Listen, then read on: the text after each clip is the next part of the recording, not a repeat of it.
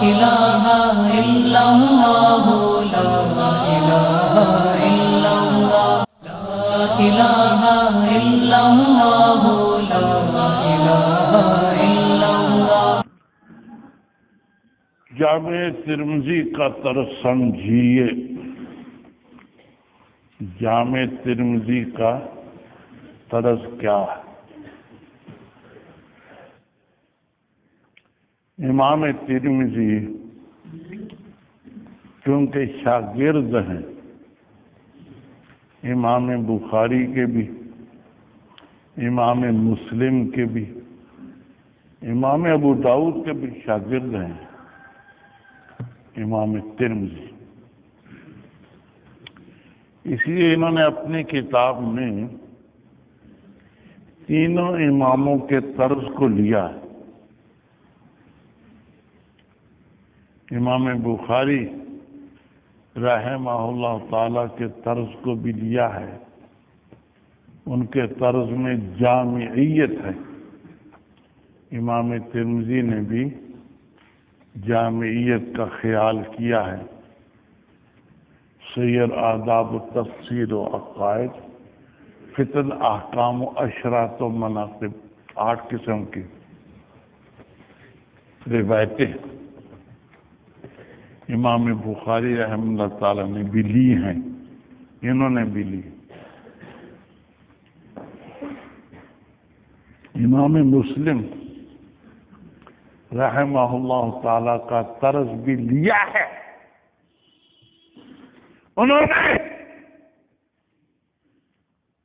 جمع متون کیا ہے۔ ایک حدیث کے جتنے متن تھے، جتنے الفاظ تھے، سب کو یکجا جمع کیا، انہوں نے بھی ایسا کیا۔ ایک حدیث کے جتنے بھی الفاظ تھے ان کو ایک ہی جگہ جمع کرنے کی کوشش فرمائی۔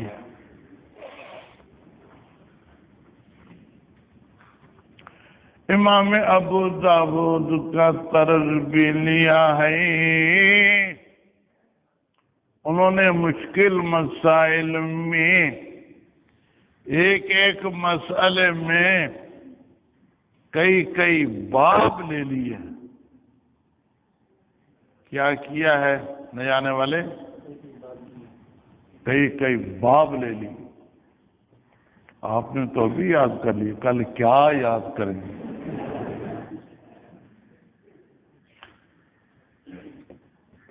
جی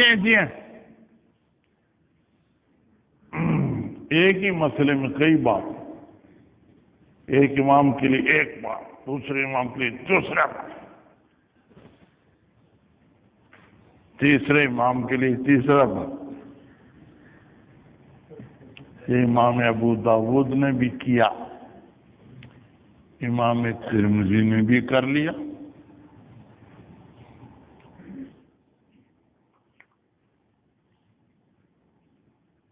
ایک بات ان کے طرز میں یہ ہے کہ یہ مذاہب صحابہ، تابعین اور فقہا کے بھی بیان کرتے ہیں، حدیث لا کر پھر اس مسئلے کے بارے میں مذاہب بھی بیان کرتے ہیں۔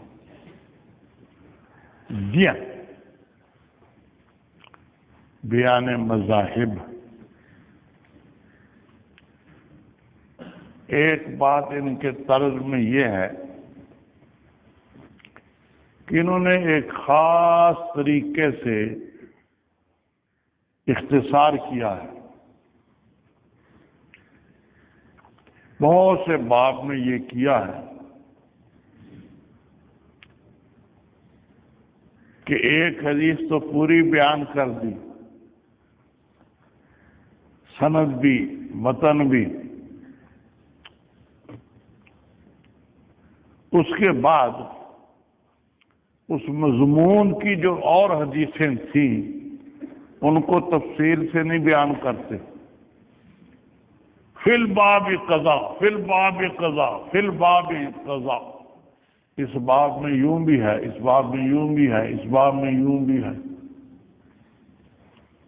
5-6 حدیثیں بیان کر دیتے ہیں، فی الباب کا عنوان قائم کر، اس باب میں اس راوی سے بھی حدیث آتی ہے، اس باب میں اس راوی سے بھی حدیث آتی ہے، اس باب میں اس راوی حدیث نہیں بیان کرتے، حدیث آ گئی اوپر بس، مضمون چونکہ وہ قریب قریب ہی ہوتا ہے، اس لیے اختصار کے طور پر صرف راوی کا نام اور قضا، فی الباب عن فلان قضا، فی الباب عن فلان قضا، ان سے بھی ایسا ہی ہے۔ اس میں بڑا اختصار کیا،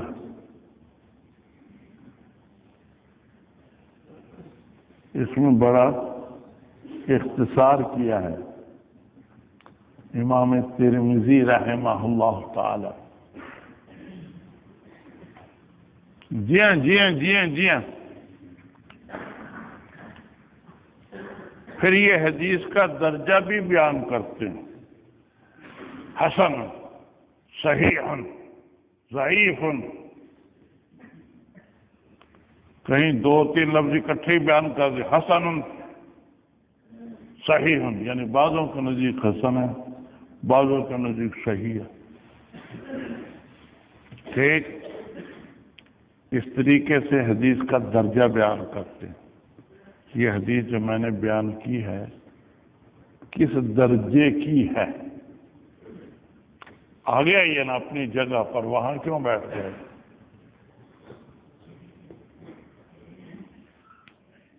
جی ہاں جی ہاں جی ہاں، درجہ بیان کرتے ہیں، صحیح ہے یا حسن ہے، یا بعضوں کے نزدیک صحیح ہے، بعضوں کے نزدیک حسن ہے، یہ بیان کرتے۔ امام ترمذی پھر یہ بھی بیان کرتے ہیں کہ جس حدیث کو ضعیف کہا ہے اس کے ضعف کی وجہ بیان کر دیتے، کیوں ضعیف، راوی ضعیف ہے یا اس میں تعارض آ رہا ہے یا کوئی راوی چھوٹا ہوا ہے، کیا وجہ ہے ضعف کی، یہ بھی بیان کرتے ہیں۔ 8ویں بات ان کے طرز میں یہ ہے کہ بعض دفعہ راوی کا نام پہلے آ چکا ہوتا ہے، اس کی کنیت بتا دیتے ہیں کہ اس کی یہ کنیت بھی آتی ہے، تاکہ راوی کی پوری تعیین ہو جائے۔ کسی راوی کی کنیت سند میں آ چکی ہوتی ہے، اس کا نام بتا دیتے ہیں، نام اس کا ہی ہے، تو کنیت اور نام بیان کرنا یہ بھی ان کے طرز میں داخل ہے۔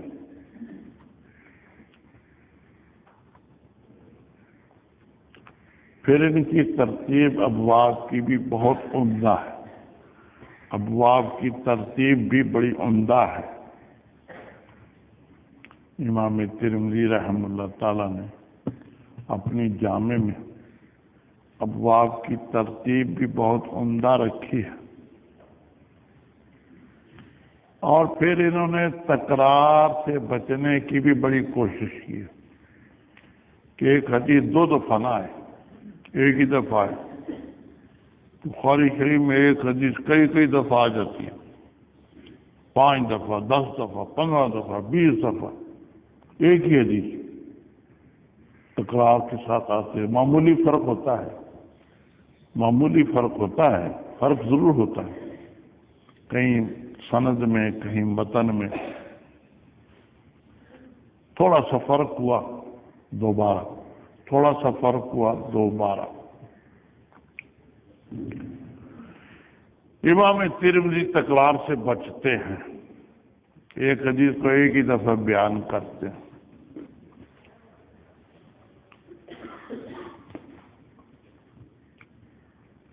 امام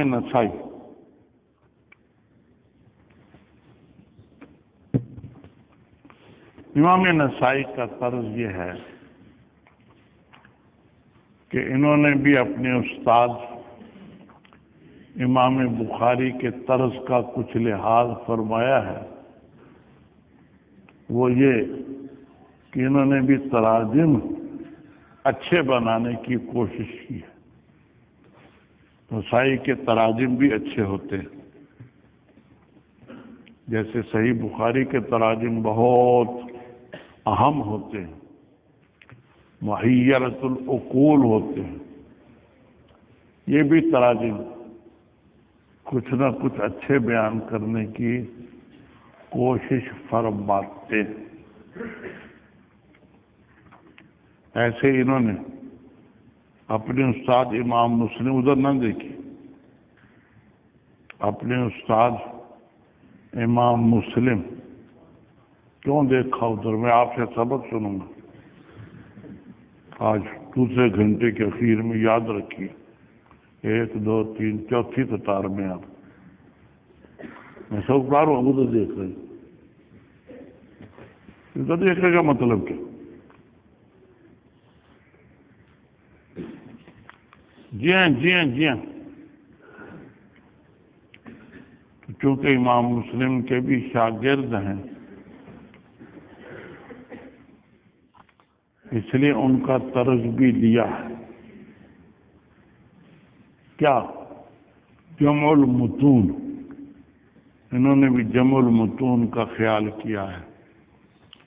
ایک حدیث کے جتنے بھی متن تھے، جتنے بھی الفاظ تھے، ان سب کو یکجا لانے کی کوشش کی ہے، یکجا لانے کی کوشش کی ہے۔ تیسرے یہ کہ انہوں نے بھی سند میں احتیاط کافی کی ہے۔ نسائی میں ضعیف حدیثیں بہت کم ہیں، صحیحین کے بعد انہوں نے بھی ضعیف حدیثوں کے لانے میں کمی کی ہے، بہت کم ہے۔ اس لیے صحت سند کے لحاظ سے ان کا درجہ کافی اونچا ہے، بعضوں نے امام ابو داؤد سے بھی اونچا قرار دیا۔ جی ہاں جی ہاں جی ہاں۔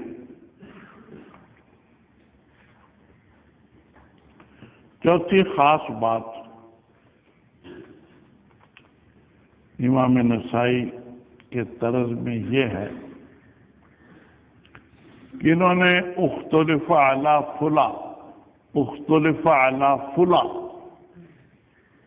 یہ بار بار بیان کیا ہے کہ فلاں راوی کے شاگرد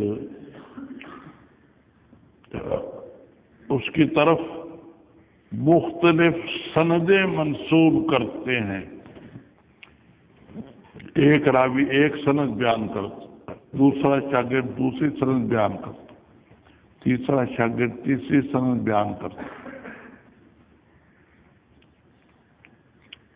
یا متون مختلف ہیں، اسی استاد کے متون مختلف ہیں، ایک شاگرد اسی راوی سے یہ متن نقل کرتا ہے، دوسرا شاگرد اسی راوی سے یہ متن نقل کرتا ہے، تیسرا یہ متن نقل کرتا ہے۔ اختلاف اسانید اور اختلاف متون کو امام نسائی نے بہت بیان کیا ہے، اور اس میں اختلف علی فلاں کا عنوان رکھا ہے۔ یہ بھی ایک خصوصی بات ہے ان کے طرز میں۔ جی ہاں جی ہاں جی ہاں، یہ طرز تھا امام نسائی۔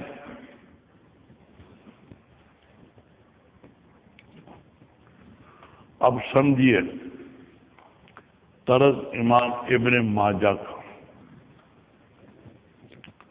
سنن ابن ماجہ میں امام ابن ماجہ نے کیا طرز اختیار کیا؟ ایک تو اس میں یہی بات ہے کہ چونکہ سنن ابن ماجہ بھی من قبیل سنن ہے، اور سنن جو کتابیں ہوتی ہیں ان میں ابواب فقہ کی ترتیب کا لحاظ ہوتا ہے. تو امام ابن ماجہ نے بھی اس لحاظ کا، اس ترتیب کا بہت لحاظ کیا ہے.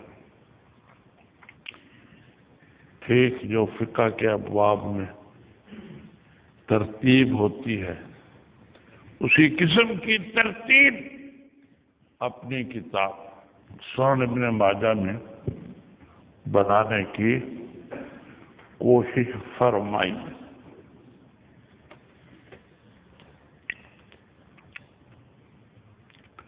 دوسری خاص بات ابن ماجہ کے طرز میں یہ ہے کہ چونکہ ان کی شرطیں نرم ہیں، ان کی شرطیں نرم ہیں، تو ایسی حدیثیں بھی ان کی کتاب میں آ جاتی ہیں کہ جو باقی 5 میں نہیں آئی. ان کی شرطیں سخت ہیں، ان کی شرطیں نرم. اس لیے بعضی زائد حدیثیں مل جاتی ہیں سنن ابن ماجہ میں. زائد حدیثیں سنن ابن ماجہ میں مل جاتی ہیں. جی ہاں جی ہاں جی ہاں. تیسری بات یہ ہے کہ جو ایسی حدیث لائیں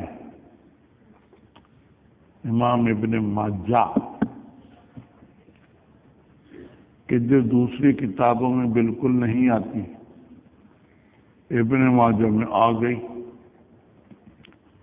ابن ماجہ متفرد ہو جائیں کسی حدیث کے لانے میں تو اس حدیث کو پھر ضعیف شمار کرتے ہیں. اگر اس میں کوئی طاقت ہوتی تو اور بھی تو لاتے، اور تو کوئی لایا ہی نہیں، صرف امام ابن ماجہ ہی لے آئے. یہ علامت ہے اس حدیث کے کمزور ہونے. ابن ماجہ کا تفرد حدیث کے کمزور ہونے کی علامت قرار دیا گیا. اس لحاظ سے بعضی ضعیف حدیثیں بھی ابن ماجہ میں موجود ہیں. اسی بات کو دیکھتے ہوئے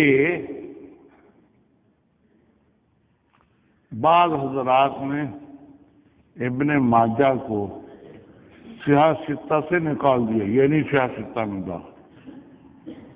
اس کی جگہ موطا امام مالک کو رکھ لیا تو اس کی حدیثیں قوی ہیں. اور بعضوں نے مسند دارمی کو رکھ لیا. مسند دارمی،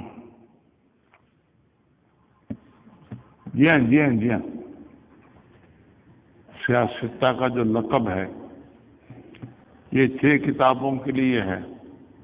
ان پر زیادہ مدار ہے دین کے مسائل کا. سیاستہ سیاستہ انہی کے پڑھنے پڑھانے کا زیادہ اہتمام کیا گیا ہے. زیادہ تر جمہور تو ابن ماجہ کو چھٹی کتاب قرار دیتے ہیں. صحیح بخاری، صحیح مسلم، سنن ابی داود، سنن نسائی، جامع ترمذی اور سنن ابن ماجہ. اور بعض سنن ابن ماجہ کی جگہ موطا امام مالک کو لے لیتے ہیں. بس سیاست یہ ہے. اور بعض ابن ماجہ کی جگہ مسند دارمی کو لے لیتے ہیں. چھٹی کتاب یہ ہے.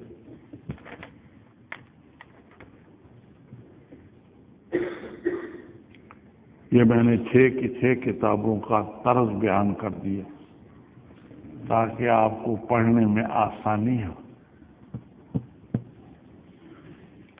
آپ یہ سمجھیے کہ بہت سے موقعوں میں محدثین فرما دیتے ہیں علی شرط الشیخین، علی شرط الشیخین، یہ حدیث شرط شیخین پر ہے، اگرچہ صحیح بخاری اور صحیح مسلم میں نہیں آئی، لیکن یہ بھی علی شرط الشیخین ہے۔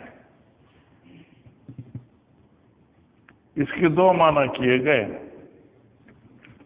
اس کے 2 معنی کیے گئے۔ ایک تو یہ کہ اس حدیث میں بعین ہی وہی راوی ہیں جو شیخین کی کتابوں میں آئے ہیں، صحیح بخاری اور صحیح مسلم میں جو راوی لے لیے گئے ہیں، یہ حدیث بھی انہی راویوں سے ہے۔ اگرچہ یہ حدیث تو نہیں لی انہوں نے، لیکن اس کے راوی بھی وہی ہیں جو صحیحین کے ہیں، اور اس حدیث کی شرطیں بھی وہی ہیں جو صحیحین کی شرطیں ہیں۔ ایک معنی تو یہ ہے علی شرط شیخین، دوسرے معنی یہ کیے گئے ہیں کہ یہ حدیث علی شرط شیخین ہے۔ کیا مطلب؟ کہ اس کے راوی بھی صحیحین کے راویوں جیسے ہیں، یعنی کہ صحیحین میں لیے گئے ہیں، نہیں، جو راوی صحیحین میں لیے گئے ہیں اس حدیث کے راوی بھی ان راویوں جیسے ہیں، اور اس حدیث میں بھی ان شرطوں کا لحاظ ہے جو صحیحین کی شرطوں جیسی ہیں، جو صحیحین کی شرطوں جیسی ہیں۔ تو انہوں نے تشبہ کا لحاظ کر لیا۔ علی شرط الشیخین، علی شرط الشیخین جو کہا جاتا ہے،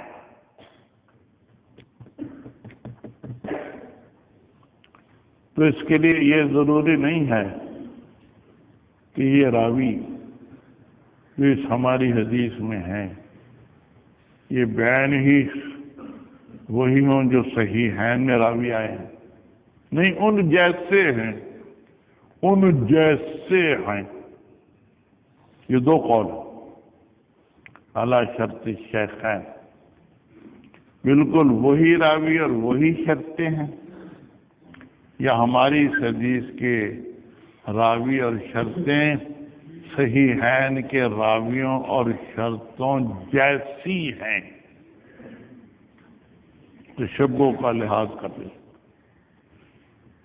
من تشبہ بقوم فہو منہم، حدیث میں آتا من تشبہ بقوم فہو منہم، جو کسی کے مشابہ ہوگا وہ انہی میں شمار ہوگا، وہ انہی میں شمار ہوگا۔ جی ہاں، جی ہاں، جی ہاں، یہ حدیث اچھے موقعوں میں بھی جاری ہوتی ہے اور برے موقعوں میں بھی جاری ہو جاتی ہے۔ حضرت موسیٰ علیہ السلام سے مقابلہ کرنے کے لیے جو جادوگر آئے تھے، انہوں نے مشابہت اختیار کی تھی حضرت موسیٰ علیہ السلام جیسی،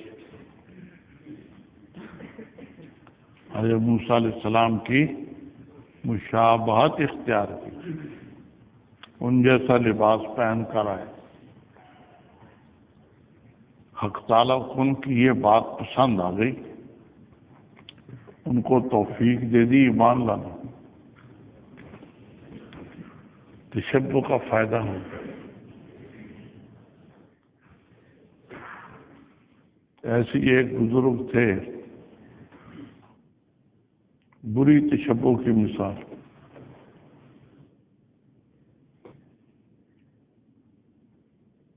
وہ جا رہے تھے، پان کھاتے جا رہے تھے، پان، منہ میں پان۔ پان کا جو تھوک ہوتا ہے وہ رنگدار ہوتا ہے، سرخ ہوتا ہے۔ تو ایک گدھا بیٹھا تھا، انہوں نے اس کے اوپر وہ پیک ڈال دیے، تھوک ڈال دیے، اور یہ کہہ دیا کہ ہم بھی تمہارے ساتھ ہولی کھیلتے۔ ہولی ہندو ہندوؤں کی رسم ہے، ہولی ہولی۔ ایک دوسرے پر رنگ ڈالتے، پچکاریوں سے رنگ ڈالتے ہیں، کپڑے خراب کرتے ہیں، کہتے ہولی ہولی ہولی ہولی ہولی کرتے پھرتے ہیں۔ یہ ان کی ہندوؤں کی ایک غلط رسم ہے، بے بنیاد مذہب، ہندو بے بنیاد مذہب۔ تو وہ ہولی کھیلتے ہیں، ایک دوسرے پر رنگ ڈالتے، کپڑے خراب کرتے۔ تو ان بزرگ نے بھی کہا کہ میں بھی تمہارے ساتھ ہولی کھیلتا ہوں۔ گدھے پر پیک ڈال دی، منہ سے سرخ تھوک ڈال دی۔ جب وہ بزرگ فوت ہو گئے تو کسی نے خواب میں دیکھا، پوچھا کیا حال ہوا؟ کبھی میں تو پکڑا گیا، مجھے اللہ تعالیٰ کی طرف سے فرمایا گیا کہ تم ہولی کھیلتے تھے، تم ہولی کھیلتے، جاؤ ہولی کھیلنے والوں کے ساتھ جاؤ، ہندوؤں کے ساتھ جاؤ، تم تو ہولی کھیلا تھا، پکڑے۔ یہ غلط تشبہ۔ من تشبہ بقوم فہو منہم، جو کسی قوم کی مشابہت اختیار کرتا ہے وہ ان میں ہی شمار ہوتا ہے۔ اس لیے اچھے لوگوں کی مشابہت اختیار کرنی چاہیے، بروں کی نہ کرنی چاہیے۔ اعلیٰ شرط شیخین میں بھی بعضوں نے یہی کہہ دیا کہ ہم جو حدیث پیش کر رہے ہیں، اگرچہ یہ حدیث ان راویوں سے نہیں ہے جو صحیحین میں آئے ہیں، لیکن اس حدیث کے راوی بھی ان راویوں کے مشابہ ہیں، ان جیسے ہیں۔ اسی حدیث کو علی شرط شیخین کہہ دیا، علی شرط شیخین۔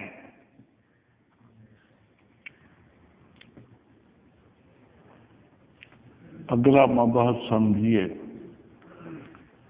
عادات البخاری فی التراجم، عادات البخاری فی التراجم۔ یہ باب بخاری شریف میں سب سے زیادہ اہم ہے۔ عادات البخاری فی التراجم، تراجم میں امام بخاری رحمہ اللہ تعالیٰ کی عادتیں کیا کیا ہیں۔ جی ہاں، 1000 سے زیادہ باب ہیں بخاری شریف میں۔ ہر باب میں اس باب کا لحاظ کرنا پڑتا ہے، ہر باب میں اس باب کا لحاظ کرنا پڑتا ہے۔ اس میں اصول بتائے گئے ہیں کہ امام بخاری نے جو باب بنائے ہیں کن اصولوں پر مبنی ہیں۔ یہ بھی اصول ہے، یہ بھی اصول ہے، یہ بھی اصول ہے، یہ بھی اصول ہے۔ یہ سب اصول اس باب میں بیان کر دیے گئے۔ تو 1000 سے زیادہ باب جو آئے ہیں صحیح بخاری میں، ان سب میں اس باب کا لحاظ کرنا پڑتا ہے کہ امام بخاری کے جو عادات ہیں ان عادتوں میں سے کون سی عادت یہاں ہے. سب بابوں میں انہی عادتوں میں سے کوئی نہ کوئی عادت ہوگی ضرور. اس لیے یہ باب ایسا ہے اس کا پوری بخاری شریف میں لحاظ کرنا پڑتا ہے. اس لیے بخاری شریف کا یہ باب اہم ترین باب ہے. سب سے زیادہ اہم باب یہ ہے. اس میں 16 عادتیں بیان کی گئی ہیں امام بخاری رحم اللہ تعالی. تو پوری کتاب میں ہر باب میں 16 میں سے کوئی نہ کوئی عادت ضرور ہوگی. کوئی نہ کوئی عادت ضرور ہوگی. اس لیے اس باب کا لحاظ پوری بخاری شریف میں کرنا پڑتا. اسی لیے بعض دفعہ وفاق والے یہی سوال دے دیتے ہیں کہ عادات البخاری پہ تراجم بیان کرو. یہ سوال دے دیتے. بعض دفعہ مدارس کے اپنے امتحان میں بھی یہ سوال آ جاتا ہے. عادات البخاری پہ تراجم لکھو. آتا رہتا ہے, کثرت سے آتا رہتا ہے. کبھی مدرسے کے امتحان میں, کبھی وفاق کے امتحان میں. اس لیے یہ باب آپ کو ازبر ہونا چاہیے. ازبر 16 عادتیں ہیں. 16 کی 16 آپ کو یاد ہونی چاہیے. جی ہاں جی ہاں جی ہاں. یہ وعدہ نہیں کر رہا کہ اس امتحان میں جو پہلا آئے گا میں ضرور دے دوں گا. نہیں, یہ وعدہ نہیں. شاید دے دوں, شاید نہ دوں. یہ نہ کہیں آپ کہ آپ نے کہا تھا کہ یہ آتا رہتا ہے امتحان, آپ نے دیا تو ہے نہیں. ہو سکتا ہے آ جائے, ہو سکتا ہے نہ بھی آئے. آتا رہتا ہے یہ سوال, کثرت سے آتا رہتا ہے. مدرسے کے امتحانات میں بھی اور وفاق کے امتحانات میں. امام بخاری کی عادات بتائیے, ابواب میں کیا عادات ہیں, تراجم میں کیا عادات ہیں. اس لحاظ سے یہ بات انتہائی اہم ہے. اس کو پورا پورا سمجھیں اور اس کو یاد رکھیں, پورا پورا یاد کریں. 16 عادتیں اس میں بیان کی گئی ہیں امام بخاری رحمہ اللہ تعالی کی. پہلی عادت یہ ہے کہ باب کا جو ترجمہ ہوتا ہے, ترجمۃ الباب, یہ دعویٰ ہوتا ہے. اس کے بعد جو آیت یا حدیث آتی ہے وہ اس دعوے کی دلیل ہوتی ہے. یہ ترجمۃ الباب دعویٰ, آگے آیت یا حدیث اس دعوے کی دلیل ہوتی. یہ عادت امام بخاری رحمہ اللہ تعالیٰ کی سب سے زیادہ جاری ہوئی ہے. سب سے زیادہ یہی طرز انہوں نے لیا ہے. باقی 15 اس سے کم ہیں. سب سے زیادہ جس طرز کو لیا ہے امام بخاری رحمہ اللہ تعالیٰ نے وہ یہی ہے کہ ترجمۃ الباب, بابٌ فی قضاء, بابٌ فی قضاء. یہ ترجمۃ الباب ہوتا ہے.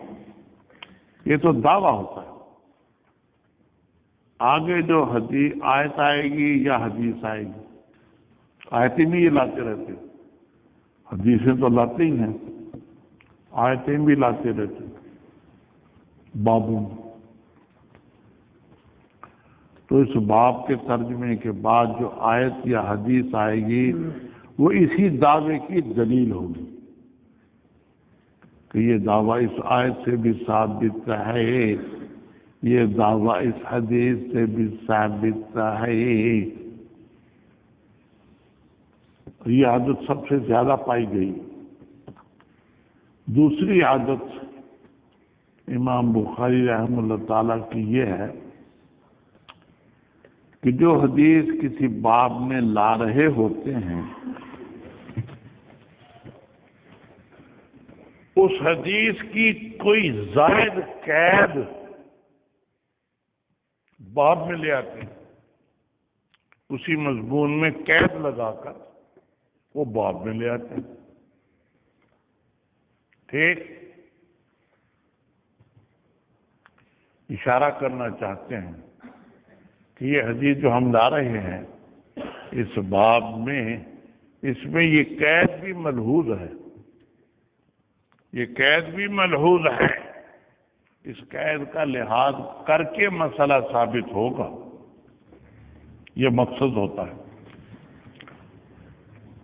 ترجمۃ الباب تخصیص حدیث کے لیے ہوتا ہے، حدیث میں تخصیص کر دی، قید لگا دی کہ اس حدیث کا جو مضمون ہے یہ عام نہیں ہے، مطلق نہیں ہے، اس میں یہ قید بھی ہے، جو مسئلہ اس سے ثابت ہوگا قید کا لحاظ کر کے ثابت ہوگا۔ بعض دفعہ ایسا کرتے ہیں، تخصیص الحدیث بالقید، قید لگا کر ترجمۃ الباب میں قید لگا دی کہ جو حدیث اس باب میں آ رہی ہے اس میں یہ قید بھی ملحوظ ہے، اس قید کا لحاظ کر کے مسئلہ ثابت ہوگا، اس کے بغیر نہیں، یہ مقصد ہوتا ہے۔ تیسری عادت ان کی یہ ہے تعمیم الحدیث، اس کے برعکس کبھی تو تخصیص الحدیث کرتے ہیں قید لگا کر، اور کبھی تعمیم الحدیث کرتے ہیں بالقیاس، قیاس کے ذریعے سے حدیث میں تعمیم کر دیتے کہ جس حدیث میں جو حکم مذکور ہے اس کی علت یہ ہے، اس علت کی بنا پر حدیث میں مذکور جو صورتیں آتی ہیں ان کے علاوہ بھی کچھ صورتیں ایسی ہیں ان میں بھی یہی حکم جاری ہوگا تو اس حدیث میں، یہ مقصد ہوتا ہے۔ جی ہاں جی ہاں جی ہاں، تعمیم الحدیث بالقیاس، قیاس کے ذریعے سے حدیث کو عام بناتے ہیں کہ اس حدیث میں جو حکم بیان کیا گیا ہے وہ ان صورتوں میں بھی جاری ہوتا ہے جو حدیث میں لکھی گئی ہیں، ان کے علاوہ بھی جو صورتیں ان جیسی ہیں، ان کے علاوہ بھی جو صورتیں ان کے قریب قریب ہیں ان میں بھی یہی حکم جاری ہوگا، یہ مقصد ہوتا ہے امام بخاری رحمہ اللہ تعالی۔ اس لیے تعمیم الحدیث بالقیاس، قیاس کے ذریعے سے حدیث کے حکم کو عام کر دیتے ہیں، مذکورہ افراد ہی میں بند نہیں ہے، ان کے علاوہ غیر مذکورہ افراد میں بھی یہی حکم پایا جاتا ہے، کیونکہ علت مشترکہ وہاں بھی پائی جاتی ہے، قیاس کے یہی معنی ہوتے ہیں۔ ایک حکم میں علت نکالی جاتی ہے کہ اس حکم کا دار و مدار اس علت پر ہے، وہ علت پھر مذکورہ افراد کے علاوہ بھی جہاں جہاں پائی جائے گی وہاں بھی یہی حکم جاری ہو جائے گا۔ قیاس کا یہ مقصد ہوتا ہے تو امام بخاری رحمہ اللہ تعالی تعمیم حکم الحدیث بالقیاس، قیاس کے ذریعے سے حدیث مذکور کے حکم کو عام کر دیتے ہیں. عام نہیں، عام تو کھائے جاتے ہیں، عام عین سے عام کر دیتے ہیں. جی جی جی، یہ تیسری عادت ہے امام بخاری رحمہ اللہ تعالی.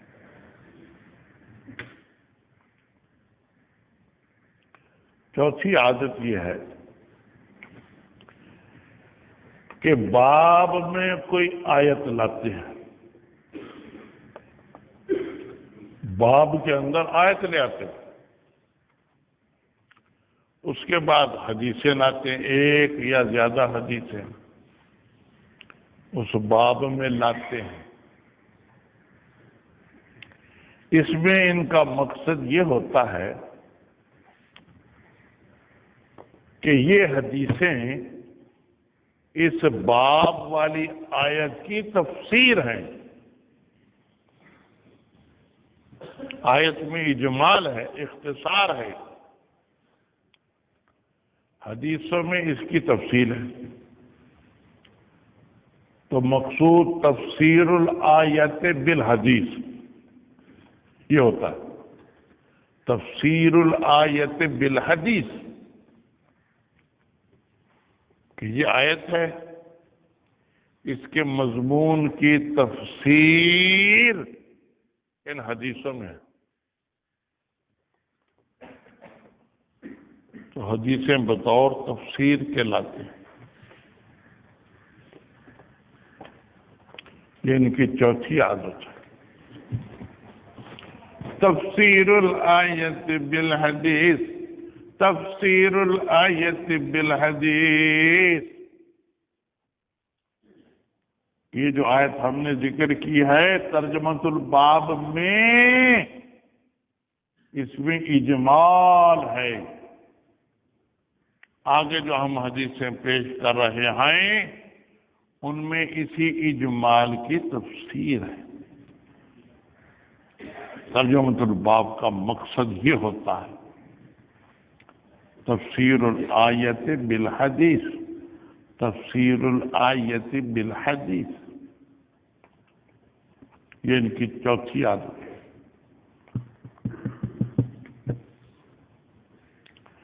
پانچویں عادت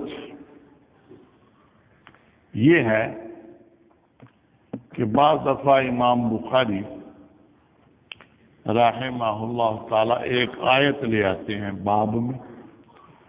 ترجمۃ الباب ایک آیت کو بنا دیتے ہیں.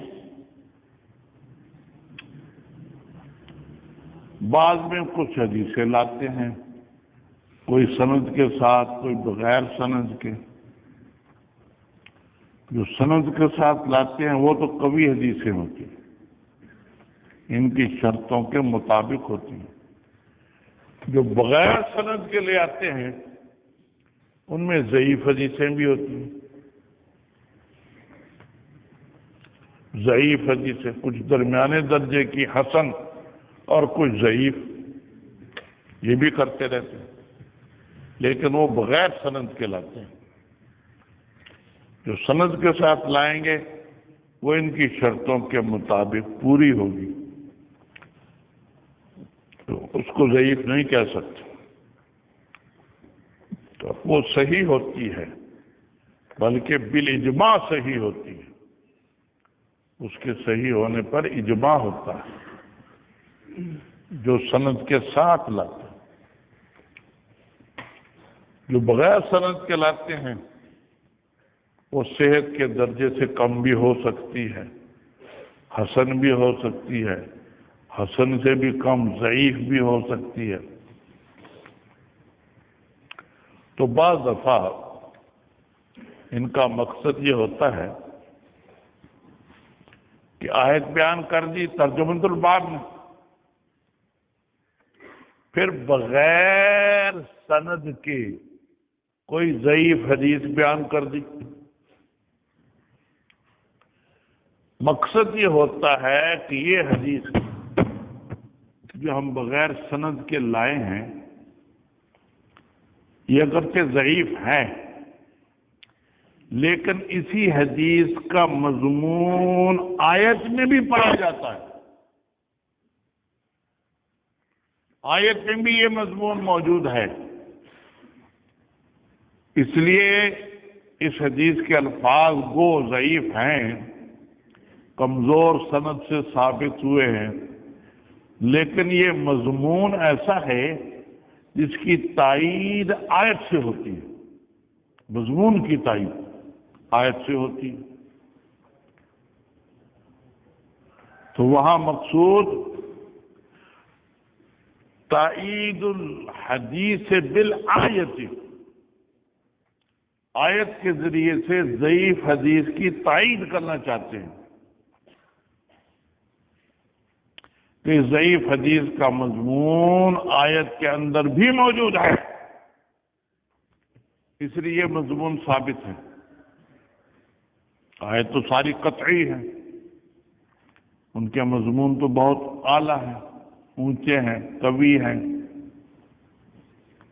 حدیث کے الفاظ اگرچہ کمزور ہیں، کبھی سند سے ثابت نہیں ہیں، لیکن حدیث کے الفاظ سے جو مضمون نکل رہا ہے وہ مضمون ٹھیک ہے، کیونکہ اس کی تائید آیت کے مضمون سے ہوتی ہے۔ یہ مقصد ہوتا ہے ترجمۃ الباب کا، تائید الحدیث بالآیت، تائید الحدیث بالآیت، کمزور حدیث کی تائید کرنا آیت کے ذریعے سے، بعد میں آیت، آگے کمزور حدیث، آگے سند کے ساتھ کبھی حدیث بھی ہوتی ہے۔ کمزور حدیث کا جو مضمون ہوتا ہے وہ مضمون آیت میں بھی موجود ہوتا ہے، اس لیے تائید الحدیث بالآیت یہ غرض ہوتی ہے امام بخاری رحمۃ اللہ۔ جی ہاں جی ہاں، صحیح بخاری کے تراجم بڑے مشکل ہوتے ہیں، تراجم ہی کے مشکل ہونے کی وجہ سے صحیح بخاری کو مشکل قرار دیا جاتا ہے، صحیح بخاری کو مشکل قرار دیا جاتا ہے، ورنہ حدیثیں تو وہی ہوتی ہیں جو دوسری کتابوں میں بھی آتی ہیں۔ بخاری شریف میں ساتھ ترجمۃ الباب ہوتا ہے اور اس کے ماتحت حدیث سے پہلے، سند والی حدیث سے پہلے کئی حدیثیں بیان کرتے ہیں، مذاہب بیان کرتے ہیں، مسائل بیان کرتے ہیں، یہ مشکل ہوتے ہیں۔ جو اصل حدیثیں ہیں صحیح بخاری کی وہ مشکل نہیں ہوتی، وہ تو باقی کتابوں میں بھی آتی ہیں، وہ مشکل نہیں ہوتی۔ مشکل ہوتا ترجمۃ الباب اور اس کے ماتحت جو بحث کرتے ہیں، یہ زائد بحث ہوتی ہے۔ امام مسلم نے کہیں ایسی بحث نہیں کی ترجمہ مقدمے کے بعد، مقدمے میں 3-4 مسئلے بیان کیے ہیں، ایک مسئلے میں امام بخاری پر رد بھی کیا امام مسلم نے اپنے مقدمے میں ایک مسئلے میں امام بخاری پر بہت رد کیا، بہت رد کیا، بس صرف مقدمے کے اندر بحث کی ہے مسائل کی، اس کے بعد صرف حدیث، ایک لفظ بھی حدیث کے علاوہ نہیں کہا ساری کتاب میں۔ اور امام بخاری ہر باب میں ترجمۃ الباب ایک مسئلہ، دوسرا مسئلہ، تیسرا مسئلہ، کئی مسائل بیان کر دیتے ہیں، پھر اصل حدیث بیان کر دیتے ہیں سند کے ساتھ۔ وہ اصل مقصود ہوتی ہے، باقی اس کے مطابعات ہوتے ہیں، متعلقات ہوتے ہیں، مناسبات ہوتے ہیں، وہ کئی مسائل بیان کر دیتے ہیں۔ انہی تفصیلات کی وجہ سے صحیح بخاری مشکل ہو جاتی، اور یہ زیادہ بحثیں جلد اول ہی میں آئی ہیں، جلد ثانی میں زیادہ بحثیں نہیں ہیں، صرف اس میں ایک بحث ہے لمبی، قال بعض الناس، قال بعض الناس، قال بعض الناس، یہ 14 جگہ بیان کیا ہے جلد ثانی میں، صرف یہ مشکل ہے جلد ثانی میں۔ قال بعض الناس کہہ کر امام ابو حنیفہ پر اعتراض کیا ہے، یہ تو مشکل ہے جلد ثانی میں، 14 جگہ مشکل آتی ہیں، الگ الگ دور دور، اس کے علاوہ آسان ہے جلد ثانی۔ اور جلد اول میں 3 جگہ قال بعض الناس کہا ہے، 3 جگہ، کل 17 جگہ قال بعض الناس ہے۔ یہ بخاری شریف کے مشکل مقام ہیں، قال بعض الناس 3 جگہ جلد اول میں اور 14 جگہ جلد ثانی میں، 17 جگہ قال بعض الناس کہا ہے۔ یہ جگہ تو مشکل ہے جلد ثانی کی، باقی زیادہ مشکل نہیں، باقی زیادہ تراجم میں بھی زیادہ بحثیں نہیں کی جلد ثانی میں، اور جلد اول میں چھوڑتے ہی نہیں، ایک بات دوسری بات تیسری اتنی باتیں بیان کرتے ہیں ترجمۃ الباب کے ماتحت اصل حدیث لانے سے پہلے کہ آدمی حیران ہو جاتا۔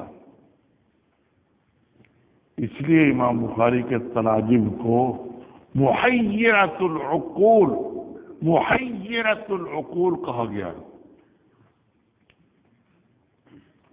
امام بخاری کے تراجم عقلوں کو حیران کر دیتے،